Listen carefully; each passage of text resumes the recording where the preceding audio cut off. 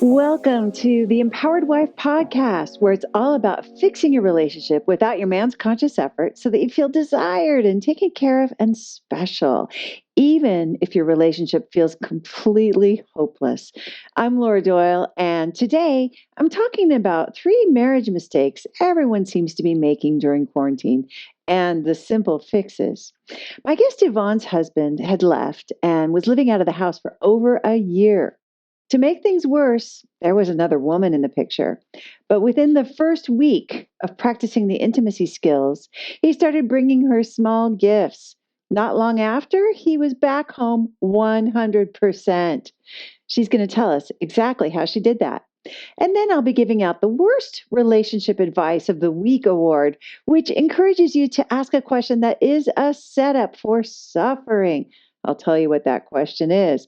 All that is coming up, but first, let's talk about 3 marriage mistakes everyone seems to be making during quarantine and the simple solutions. Some people say quarantining with your family because of the pandemic can be a wonderful bonding time. But what if it just feels like daily drama and conflict? Well, you're not alone. Being cooped up with your loved one can add stress when you're already anxious about potential health challenges, possible financial challenges, and the loss of resources you might normally have, like the gym and preschool or your place of worship. Here are the mistakes that everyone seems to be making that can lead to wall hostility or a Cold War where there's no talking for days, and the simple fixes that will help you restore the playfulness and passion at your house.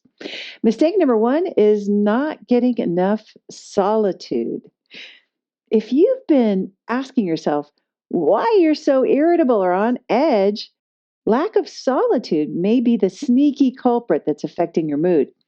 Before quarantine, you had time alone, maybe at work, on your commute, or when the kids were at school, and now you're together all the time. You still need solitude as part of your daily self care. Without it, everybody you live with is going to get on your very last nerve, especially your husband. You might be thinking it's impossible to have solitude during quarantine. It definitely requires some effort to put that structure in place, but it can be done.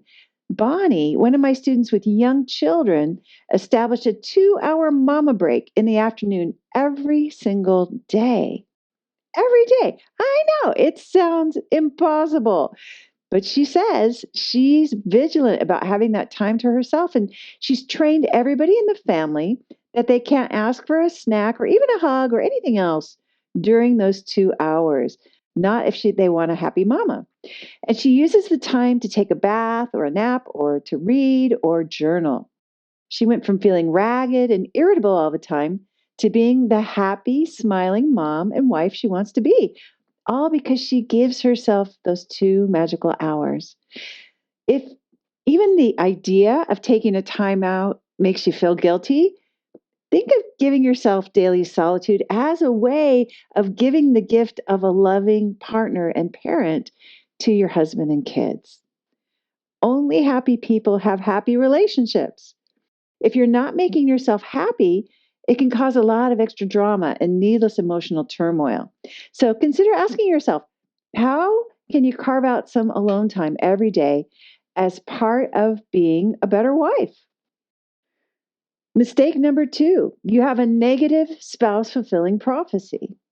Now that we're all so close all the time, your partner's flaws can seem really glaring. And it's only natural that you not only notice them, but you comment on them. So you might be saying to your spouse, "You are such a slob," or "You're drinking too much," or "You're wasting money." This is what humans do. I've done it, but it didn't get me what I wanted at all.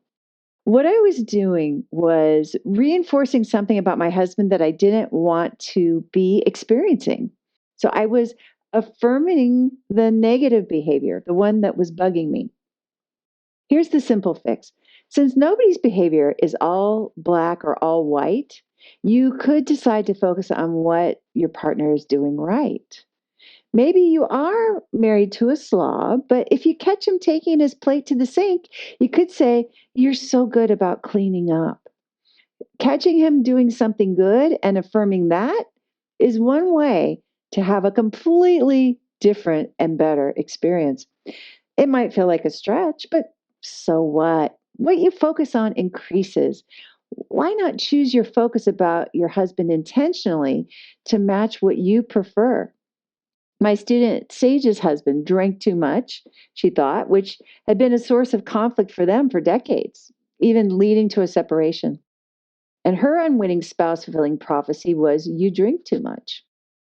She decided she had nothing to lose by trying a spouse fulfilling prophecy experiment, so she looked for evidence that he was a moderate drinker, even though that felt like a complete stretch.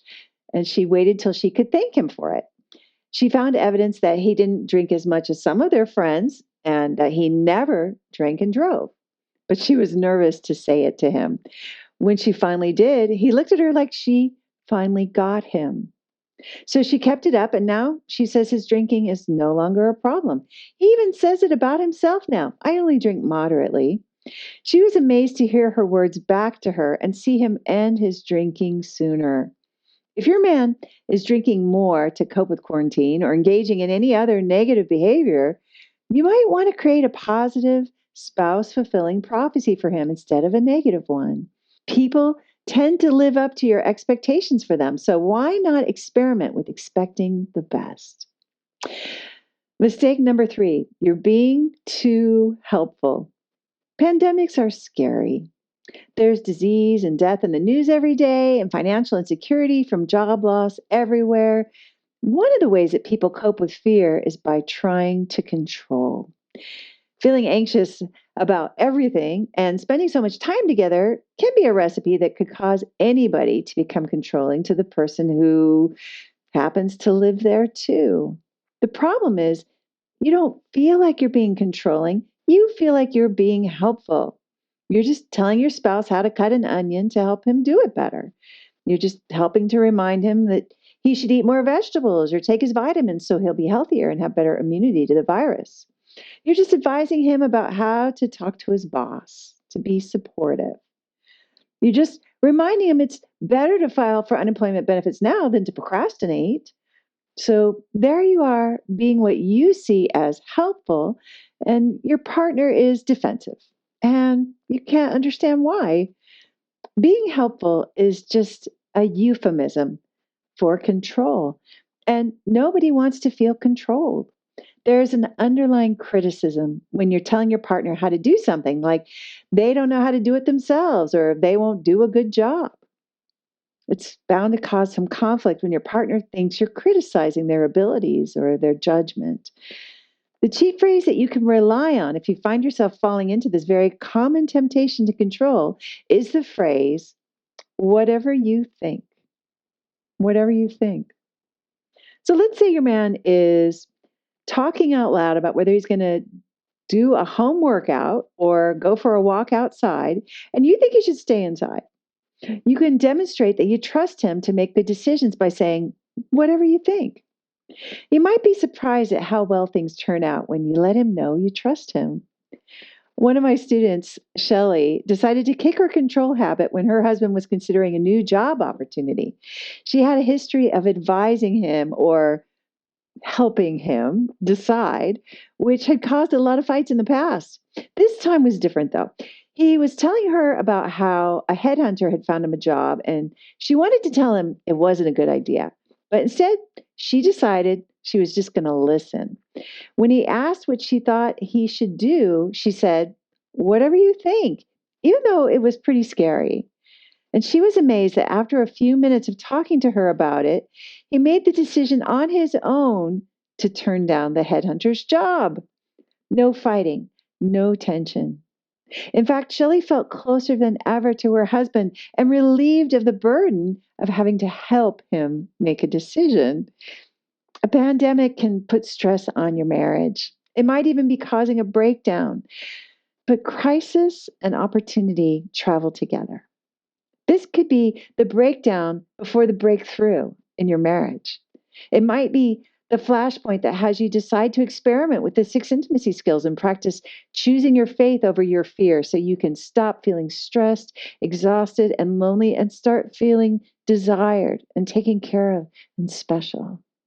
A few months from now, you may look back and feel happy and accomplished and proud of how you used the time to create the very outcome you intended in your relationship.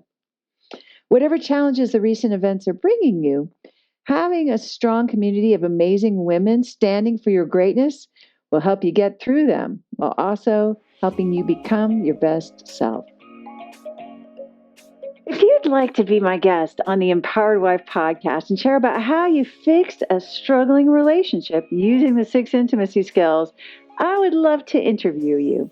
Just go to lauradoyle.org/podcast-guest to let me know that you are willing to make a big contribution to ending world divorce by telling your relationship story. I look forward to meeting you. That's lauradoyle.org/podcast-guest. My guest Yvonne's husband had left and was living out of the house for over a year. To make things worse, there was another woman in the picture. But within the first week of practicing the intimacy skills, he started bringing her small gifts. Not long after, he was back home 100%. She's going to tell us exactly how she did that. Yvonne, welcome to the Empowered Wife podcast. Thank you so much for coming on the show today. Thanks for having me. It's really an honor to be here. Well, take us back to the beginning, to the bad old days. What was happening in your marriage? Yeah, so when we met, it was almost like I was infatuated. It was like love at first sight. And I just remember thinking, there's no way this guy looks at me the same way that I looked at him. And then not long after, I found out that he actually did feel the same way about me. And it was just this wild roller coaster. That soon followed by a lot of challenges and trials. So after we started seeing each other, not long after, I found out that I was pregnant. We weren't married. So for our families, there was a lot going on because we were both raised in different religious households. But the one thing we knew is that we were going to have this baby together and raise this baby together. And we didn't want to get married just because we were having a baby. So we went through a lot with that. You know, the family had a lot of opinions on living together and not being married and things like that. So I actually got this really great job, and we were able to kind of disconnect and move a little bit further away from my family. And we moved into this great apartment, and, you know, things started to seem like they were really good. And then I just remember feeling that I felt really alone. We felt like two ships passing in the night. I would go to work all day. Our daughter would be in daycare, and I'd pick her up. I'd get home, and he'd be out the door off to a show because he did musical theater, or he'd be off to work because he worked retail. So we had really conflicting hours. And I just thought, I don't want to live like this where we're not married. I don't feel secure. I know that now that was me, just a lot of insecurities. But I thought being married would fix everything. That's a magic word that I think is going to make my life better. So, you know, you don't want to have to not be proposed to. So I just said, we fought a lot, actually. I'm really downplaying that, but we fought about this a lot. And so we eventually agreed that, yes, we would get married. And it was partially because we had a lot of that family pressure and that they didn't approve of us living together unmarried. And so we decided to get married, and it was actually really beautiful. My dad officiated, and my best friend was my witness. And I only cared about the pictures, and it was a really small, beautiful ceremony with just really close family and friends. And guess what? Being married doesn't fix anything. You're kidding. No. I was so surprised. Yes. Yeah. So I thought, okay, now we're married. Now we can plan our future. Now we can live anywhere. We can do whatever we want to do. And so we actually decided that we were going to relocate and live where my husband could pursue his career more and get paid for what he loved. And so we decided we were going to pack up and move states. And after living away from everybody, my family went from being 45 minutes away to 5 hours away. Mm. We just started fighting about all kinds of things. We had financial issues. I had always reasons to think that he was being dishonest. Mm. And so I just took control over everything. I was in control of the finances. I told him how he couldn't eat out. He was spending too much money. I made spreadsheets to show how much money he was spending on eating out and going out after rehearsal and all this other stuff. It was really bad. So one this kind of started the beginning of the end. I found out that somebody messaged me on social media and said, "Hey, are you married to this guy?" And I'm like, "Well, yeah." And they're like, "You're not divorced?" And I said, "No." And I found out that he had lied to people and said that we weren't together, that we were getting divorced. Whoa. So I was shocked and devastated, and I just had all the reason in the world then I couldn't trust him. Yeah. Your worst fears were confirmed. Yeah. So that actually happened several years before the real bad, but it started me being more controlling and trying to go through his phone and trying to experiment with all these things like boundaries and let's go to therapy and all this other stuff. Thankfully, my husband refused to go to counseling because I feel like that wouldn't have helped anything. So that went on for a couple more years where he said there was nothing going on, that he just felt like they treated him differently because he was the only one who was married in that circle of friends. And I just knew that there was something else going on the whole time. But I wasn't going to get divorced. Like, I was we got married when I was 20. And I wasn't going to be that statistic that got divorced just because she married the guy that got her pregnant. So you had a cause. You had a. I like it. All right. Yeah. So you had this conviction, like, this is my marriage. I'm keeping it. Yeah. Yeah. And my husband didn't feel necessarily the same way. This was his second marriage. And so one day I had been running errands and my husband was texting me saying that he was working late, not to rush home. When I finally did get home, his stuff was gone and he had left. Oh my gosh. And that was the most, I can't even put into words how devastating that was. And you were blindsided. You did not know this was coming. He kept it from you. Yeah, he was keeping me from coming home by telling me that he was working late. So even then, I'm not going to get divorced. You don't get to decide you're going to divorce me. If anyone's going to decide, it's going to be me. I love it. So I asked him the next day, I said, "Can you just work on things still? Like, I know you're gone, you're out of the house, you have your freedom, but at least don't call it quits yet." And he agreed. And so again, I put together this plan of date nights and all the things I read in all these books that were going to fix my relationship, and nothing worked. The rest of that year was kind of a blur, but now I've had an opportunity to kind of look back and see that even though he was gone, he didn't really want to be gone. He would stay the night at least once a week. He would still bring me things. He still got me something for my birthday and Valentine's Day and all the things. And he was around for our daughter's birthdays, and just he was around so much. And he would leave at night, but for the most part, he was still there. Mm-hmm. And this was all before I learned the skills. So again, this is me looking back. One thing he even did that, we say now, that doesn't sound like a man that wants to get divorced. I decided that I wanted to move down the hall. We were living in a 1 bedroom, and I think I got a raise or something. And I said, I want to live in a bigger apartment. So we found out how much it was going to be, and he signed a lease on a year-long apartment down the hall, even though he wasn't living here. Wow. Love it. Yeah. So,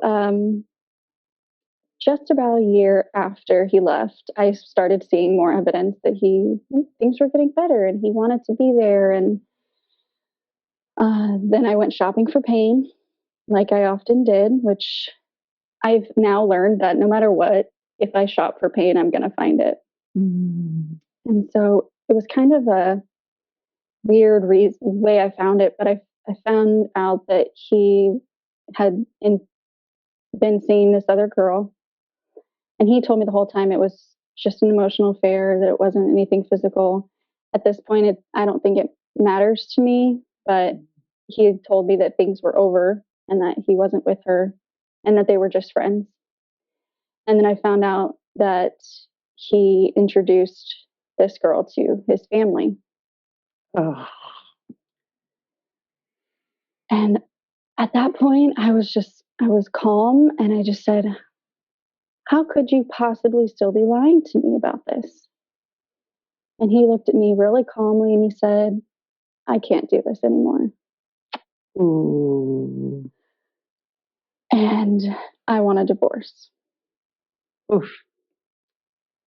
And I was just like, how dare you tell me you can't do this when I just found out you've still been lying to me? So I demanded, in the most disrespectful way possible, that he stop talking to this girl for 1 week and prove to me that he can actually give me the attention I deserve because I'm working really hard to be a good wife, and he's not seeing it. And to my shock and awe, he agreed that he would cut off contact for 1 week. Wow. That works. Okay. Okay. We're going to write that down. Here's how you do it. Not what I recommend, actually. Okay. It's not. Okay. So I don't know why I gave myself a week deadline, because I'd had over a year to find something that didn't work. So that night, I really just spent time. I was looking on my app. It was similar to Audible, and I was just looking for a book, and I saved like 10. And I saw First Kill All the Marriage Counselors, and I was like, that sounds amazing. Hostility towards those marriage counselors, like me. Okay. Yeah. I had been seeing a counselor while he was gone, and this counselor just told me that, like, why would you fight for this marriage? This man want to be with you. And so the title really resonated with me on, okay, I could get on board with that. And so I read the description, and I was just like, this is incredible. This woman is in my house. She's in my walls. And it really just made me feel like I wasn't alone in this fight to not want to get divorced I didn't even, at that point, I didn't even have the idea of having a really happy marriage. I just wanted a marriage that wasn't full of fighting. Mm. That was as far as your vision could take you at that point. Was, how about if there was less pain instead of, how about if there's incredible joy and connection? Yeah, makes sense. Because there's a lot of pain. He moves out without telling you. He says, I want a divorce. You find out he's cheating. Yeah, it's kind of amazing. You could keep your head up, but you never wanted to give up. I kind of had this, if it was going to happen, it had to be on my terms, vindictive kind of way about me. I love it. Sometimes it serves us well, right? To be like, no, I'm in control here. If we're breaking up, it's going to be because I'm breaking up with you, not you breaking up with me. Is that okay? Exactly. Yeah. Yeah, I can relate. Yeah. And so I had 1 week and your book to figure out how I was going to save my marriage. So you found it on the same day. You found the book On the same day. same day that you had one week. No pressure, but okay. What happened? Yeah. I was, well, first I was like, why haven't I found this book before now? And second, I just started realizing all these years, this is, we've been together almost, this year is 10 years. And I finally realized that the reason my relationship was in the state that it was because of how disrespectful and controlling I had been the whole time. It's a hard moment, isn't it? That's probably aside from coming home and then all this stuff being gone, that was the second most painful moment. Yeah. That he left because he was in too much pain. And that he was brave enough to do that. Yeah, that's a very courageous and humble way of taking it, way of reading that book. So this was right around the time of the pandemic. So it was kind of like the best timing and worst timing for a pandemic, in my opinion. Because he started spending a lot more time at home because his job closed, and we had the stimulus check that came in, and so the first thing I did was duct tape and say whatever you think, and it worked wonders. And within that first week, it was towards the end, and mind you, I'm like, I can't say the wrong thing, I have 1 week to get this right. Yeah, you have to be perfect. And at the end of that week, my husband brought me home the cutest little water bottle. And the cutest part about it is he bought me it's a sparkling water maker. And he bought me this water bottle, and it matches the same color as my sparkling water maker. And I would have never bought it. And that's just how generous he is. He always gets the things I won't spend the money on. So that was the moment where I was like, this is working. He wants to be your hero. Yeah. And he told me a week ago that he didn't want to be with me anymore, and now he's bringing me lovely little gifts. You could see a big difference in 1 week. You got a different reaction from him. Yeah. You must have felt like $1 million. You got that. It was enough evidence that I was like, okay, this works. This is finally something that works. And I had tried so much before that. And you felt like you had the power. You were empowered at that point. Like, okay, I can fix this. Yeah. And I knew I had to be the one to fix it. He wasn't going to try. And that was what we fought about all the time, is he didn't want to try to fix the relationship. He just didn't want to have to compromise anymore. Yeah. He was tired of that. Yeah. Wow. Okay. So, but you're still separated at this point. It's been a week. Things are going better. They're getting better. And again, because of the pandemic, he was staying there all the time. And the next thing that happened that was really amazing was, so his truck broke down and it needed a new engine. And he said, I want to buy a new truck. And I'm thinking, okay, you lost your job, or your job's on hold because of everything, and you want to buy a new truck, which he said for years. He wanted to buy a new truck for years, and I always said no. And I said, whatever you think. So he started looking for a truck. And was your heart pounding through your chest when you were saying whatever you think? Like, whatever you think, but don't go crazy, right? We're good. Yes. We don't have the money. Okay. Yeah. So many things. No, we're not buying a truck, but sure, whatever you think. It was kind of like, go ahead and dream. And at the time, I was working from home, and so I was like, you can just drive my car. You don't need a truck. But you don't even need a truck. Yeah. In his mind, he was saying, well, I need that freedom. I can't drive your car because I'm not going to have the freedom that I need.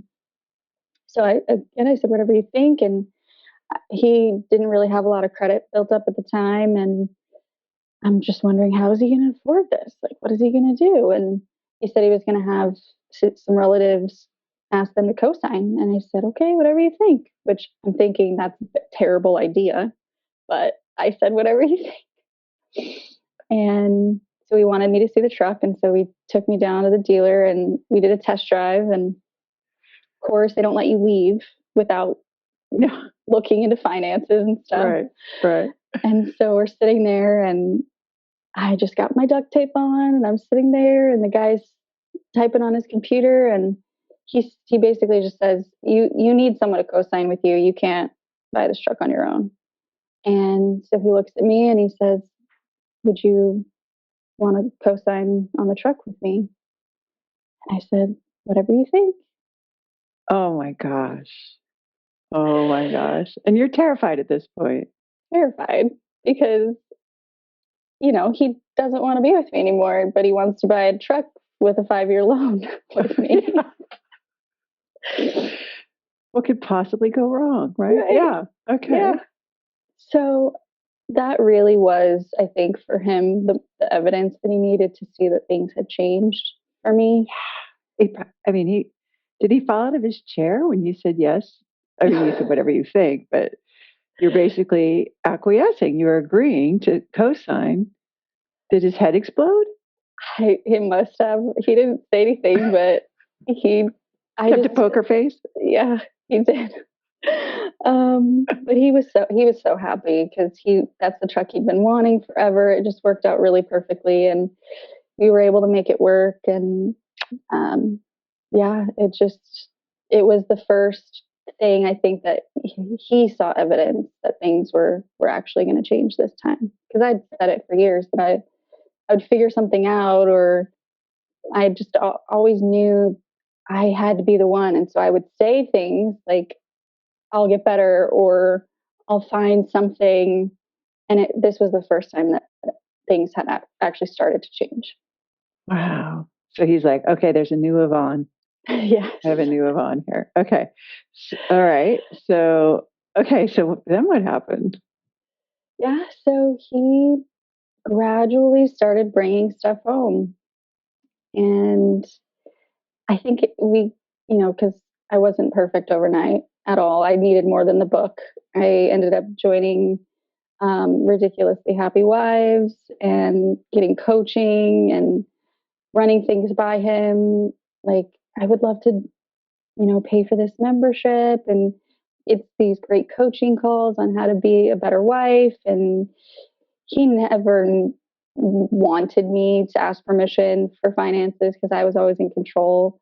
But I felt like I needed to restore that respect and make sure he knew where I was spending money. And he just said, yeah, of course, obviously, like, whatever you want to do, go ahead and do it. Mm. And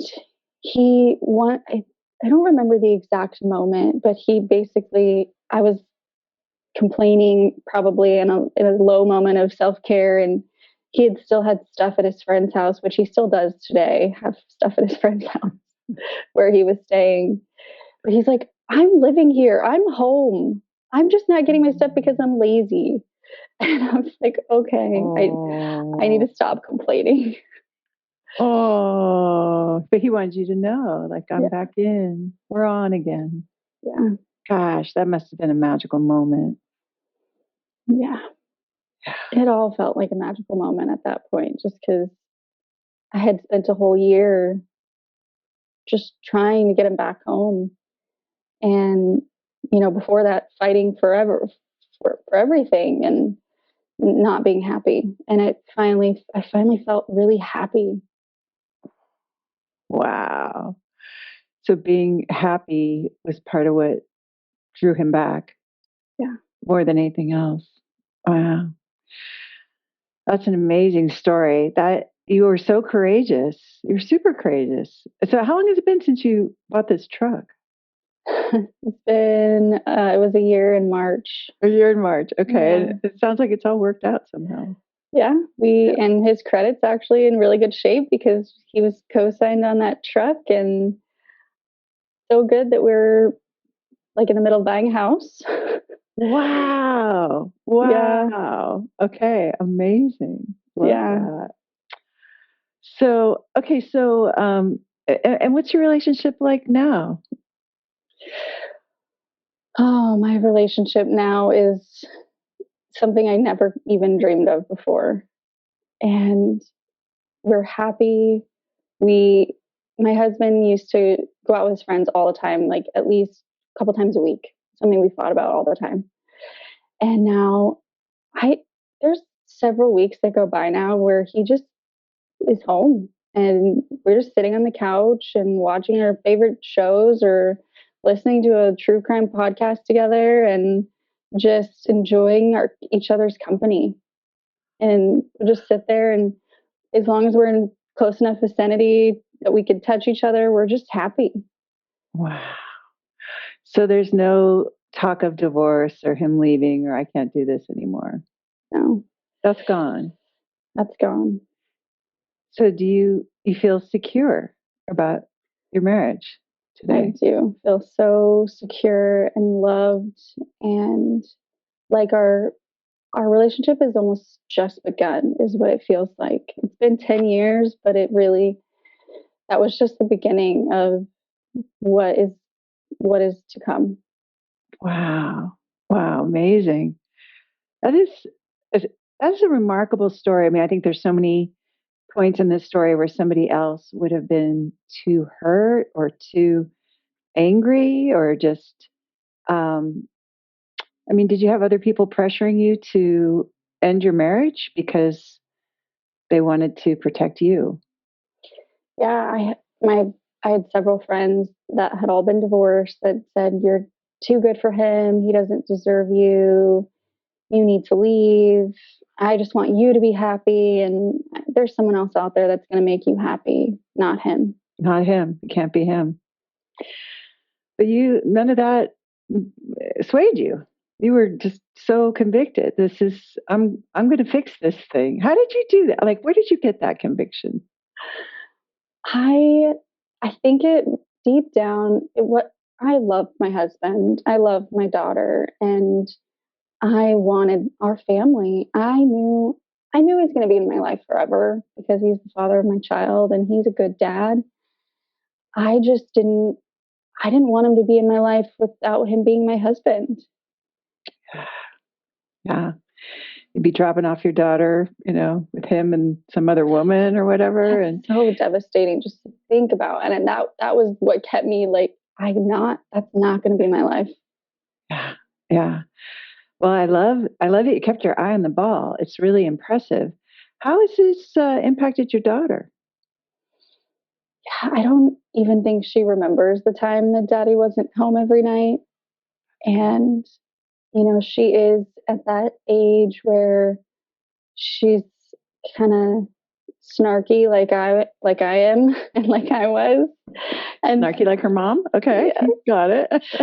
and I think for me it's the biggest opportunity to teach her how to be a respectful wife and be a respectful woman in this age of feminists and where respect is really not there towards men.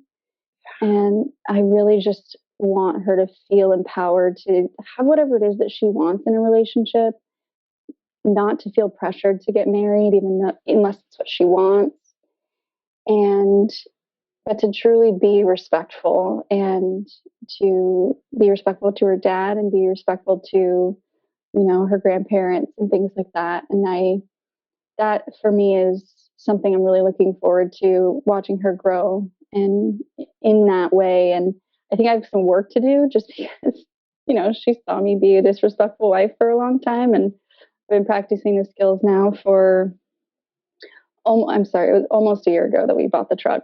So it's been almost a year since I found the skills. And now it's going to be the rest of my life that I'm practicing these skills.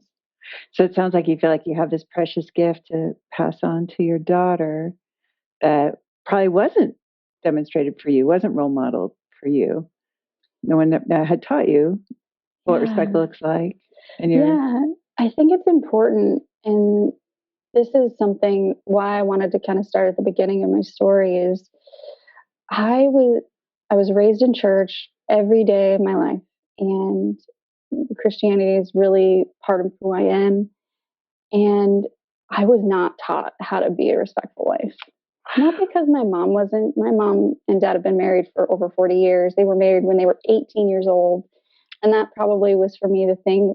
If my parents can stay married Yeah. forever at 18, that was part of my motivation. But in church, I learned to stay abstinent and not have sex before marriage, but I wasn't taught how to be a good, respectful wife. And I find that that's so much more important. Yeah, it is. It is surprising because you certainly hear that you should be respectful, right? You knew you should be, but they didn't. There wasn't. Yeah, yeah, I can really relate. That is inspiring about your parents too. 40 years of marriage. That is a big accomplishment. So, and it sounds like you benefited from having that modeled for you. At least that there's a possibility to have a 40-year long marriage. Like not everybody gets that, Yeah. but they do. So, so what kinds of things would you like to show your daughter about being respectful? Because people are probably wondering now. We're talking so much about it. They're like, "Well, what exactly is it to be respectful?" So, what are you going to show her? Yeah, I think first thing is I don't always have to share my opinion. I don't always have to let him know that his ideas are crazy or silly or completely outlandish. It's okay to let him dream and to dream alongside him and really let hear him. And we talk a lot about using duct tape and staying quiet. And I think for a lot of women that's hard because they feel like they can't say what they want. Whereas for duct tape, what worked for me is that's how my husband started to talk to me again. It wasn't because I didn't want to say something disrespectful necessarily. It's just that he wasn't talking to me as much unless I just stayed quiet and just said whatever you think.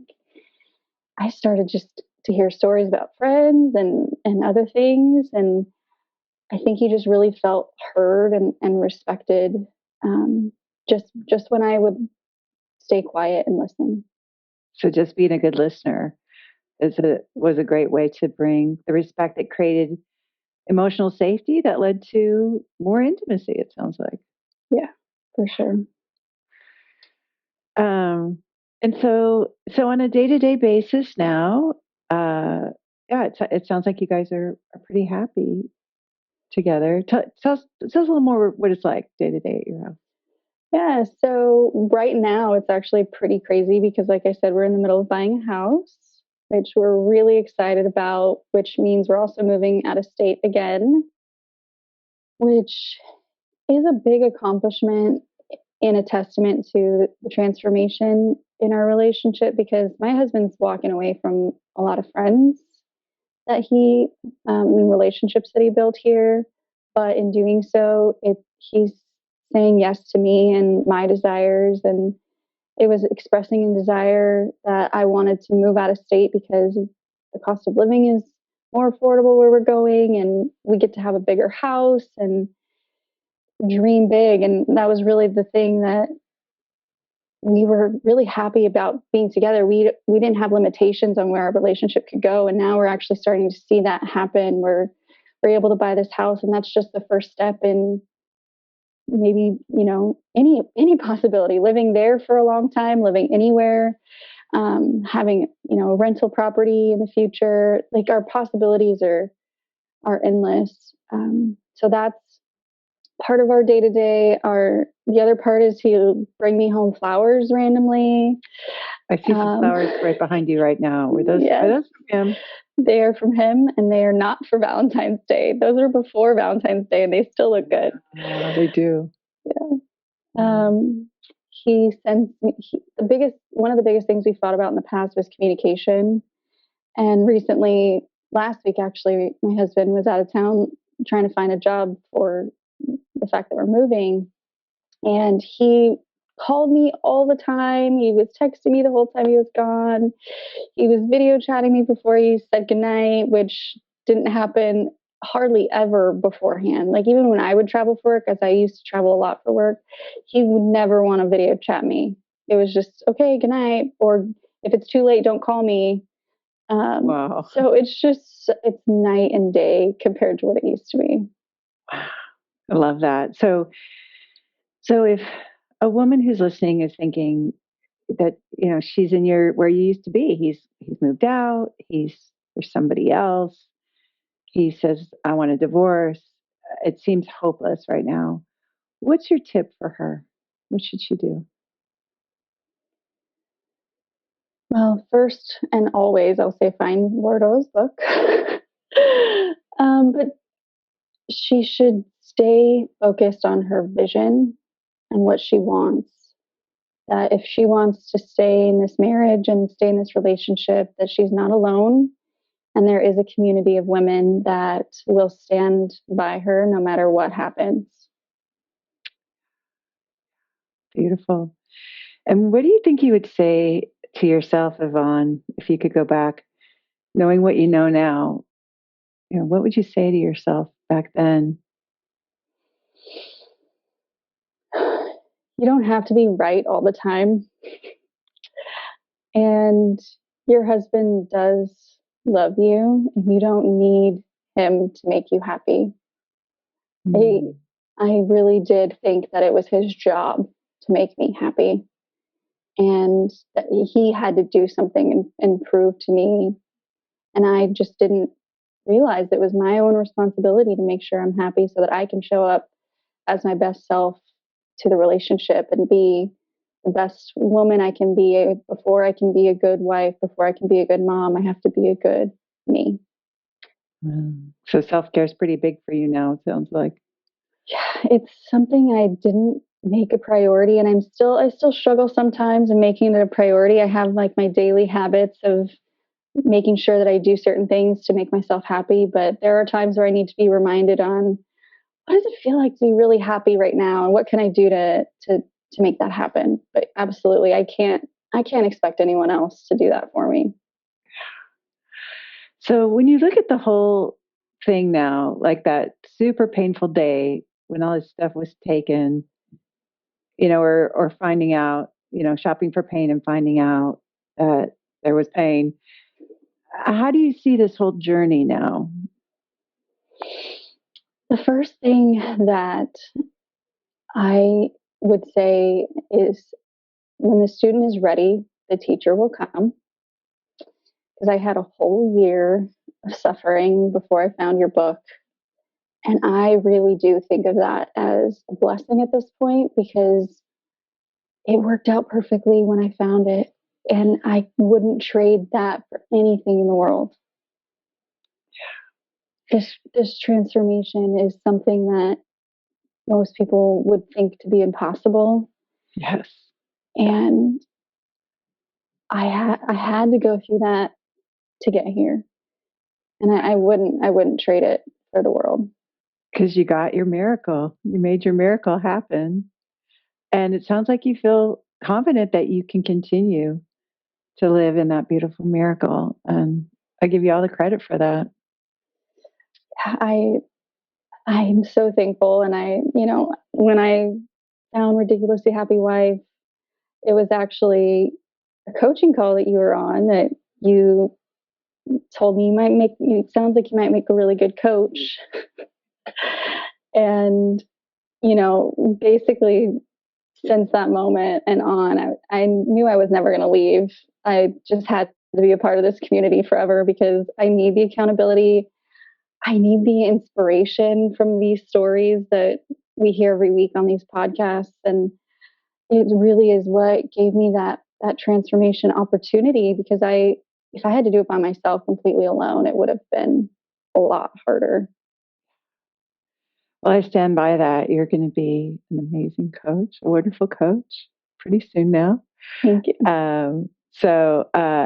And you've made a big contribution to ending world divorce today by sharing your amazing, inspiring story of how it's possible to go from what sounds like an impossible situation to happily ever after and living your dreams and moving where you want to be. And getting the truck and the house and passing on these skills to your daughter. So, congratulations on your phenomenal accomplishment, Yvonne. Well done. Thank you. If you'd like to be my guest on the Empowered Wife podcast and share about how you fixed a struggling relationship using the 6 intimacy skills, I would love to interview you.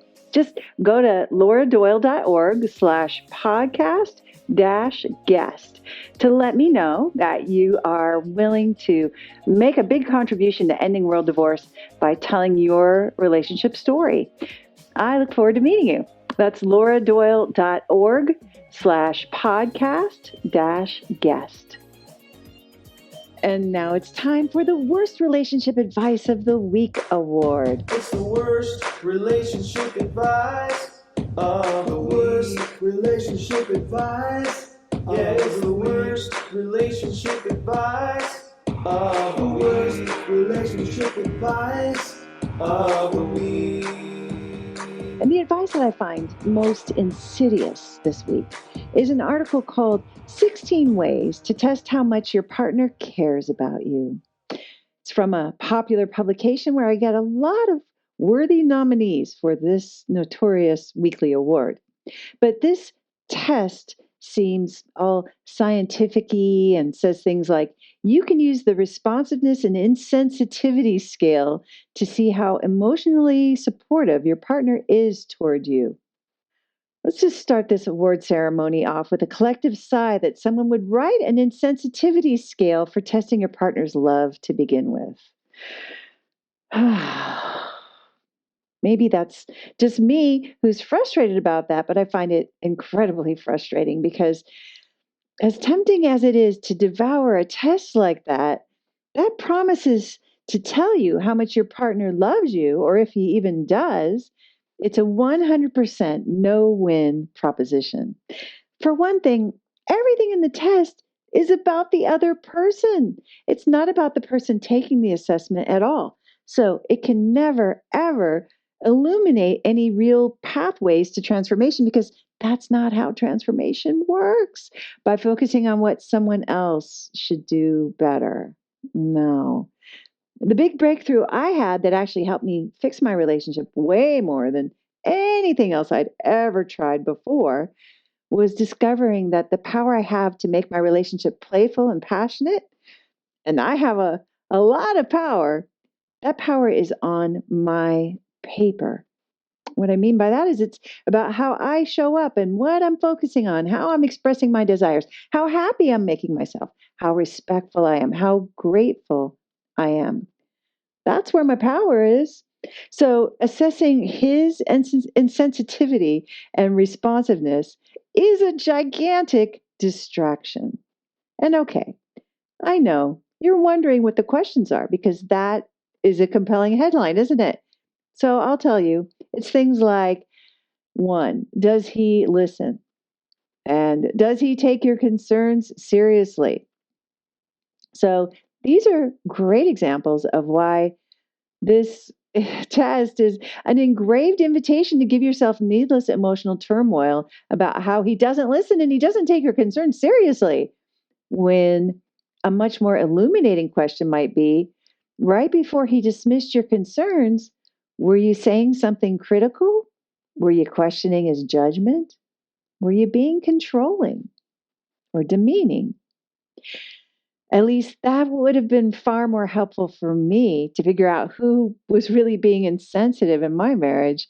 Because without any accountability, judging my husband's listening and concern for me would be an excuse to indulge in unbridled blaming and complaining. And nobody ever got a better relationship that way, by the way, by blaming and complaining.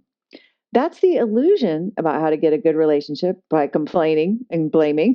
But it never worked for me, and it never worked for anybody I know.